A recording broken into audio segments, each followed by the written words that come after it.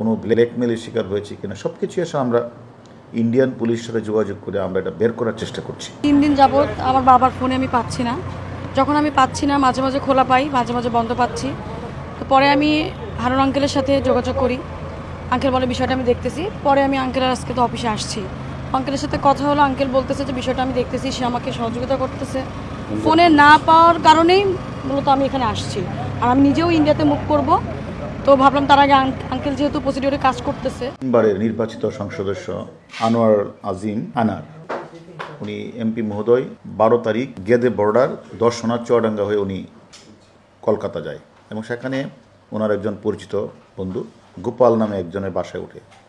তাই সকালে নাস্তা করে সে আসলে বের হয়ে যায়। বের হয়ে যাওয়ার পরে 13 তারিখ সন্ধ্যা পর থেকেই গোপাল তাকে বলছে সন্ধ্যায় আসবে, আর আসে নাই। তখন এখান থেকে বাংলাদেশ থেকেও তার মেয়ে বা তার পিএস এরা খোঁজখবর নিচ্ছে, কিন্তু সে টেলিফোনটা ধরছে না।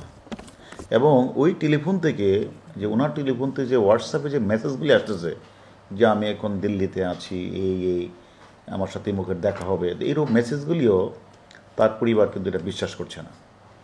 তো আসলে আমি আবার এই খবরটা 2 দিন আগেই পাই। ইন্ডিয়ান একজন ভদ্রলোক, আমাদের মাননীয় এমপি মহোদয়েরও ক্লোজ, সে আমাকে আবার টেলিফোন করে কালকের দিন আগের দিন রাতে আমাকে জানায়। তো জানানোর পরে আমি আবার ইন্ডিয়ান যারা গোয়েন্দা কর্মকর্তা বা এসটিএফ তাদের সাথে আমিও কথা বলি। তো আজকে এমপি মহোদয়ের কন্যা সে আমাদের কাছে আসছে যে তার বাবাকে সে টেলিফোনে খুঁজে পাচ্ছে না, সে আসছে। তো আসার পরে আমরা এখনও আবার আমাদের যে এডিসি শাহেদুর সহ আমরা ইন্ডিয়ান যে এসটিএফ পুলিশ বা থানার ওসি, তারপর ডিসি সবার সাথে আমরা কথা বললাম। তারাও অনেক কাজ করছে এবং সর্বশেষ যে উনি যে ওনার নাম্বারটা, উনি 2টা নাম্বার ছিল, 2টা নাম্বার ছিল বাংলাদেশি নাম্বার, একটা ছিল ইন্ডিয়ান নাম্বার। তো 2টা নাম্বারই আমরা ইন্ডিয়ান পুলিশের সহযোগিতায় কিন্তু আমরা 2টা বাংলাদেশি ইন্ডিয়ান সহযোগিতা আমরা যেটা দেখলাম যে 16 তারিখ সকালে ভোরে 2টা কল দেয়। একটা কল দেয় হলো তার এপিএসের নাম্বারে, ভোর মেবি 7টা বা 7:46 এরকম। আরেকটারও কল দেওয়া হলো তার ঝিনাইদহ জেলা আওয়ামী লীগের সেক্রেটারি মিন্টু ভাইয়ের কাছে। তো এই 2টা রিং দিয়েছে, কারণ তো সকালবেলা তো কেউ টেলিফোনটা ধরতে পারে নাই। কিন্তু আবার আমরা যখন ইন্ডিয়ান পুলিশের সহায়তা আবার দেখলাম যে ইন্ডিয়ান নাম্বারে যে লোকাল সেটা হচ্ছে মুজাফফরাবাদ, অর্থাৎ বিহারের দিকে। তো সব কিছু মিলিয়ে আসলে আমরাও বেশিটা খোঁজখবর রাখছি।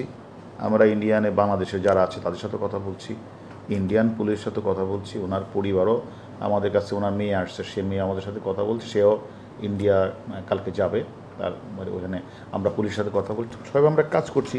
জিনিসটা অত্যন্ত আমরা গুরুত্ব দিয়েই আমরা আসলে বিষয় দেখছি যে আসলে অ্যাকচুয়ালি কী ঘটনাটা ঘটেছে। যেহেতু বাংলাদেশে না, ইন্ডিয়া, সেখানে আমরা প্রতিনিয়ত ইন্ডিয়ান পুলিশের সাথে এসটিএফের সাথে আমরা যোগাযোগ রাখছি।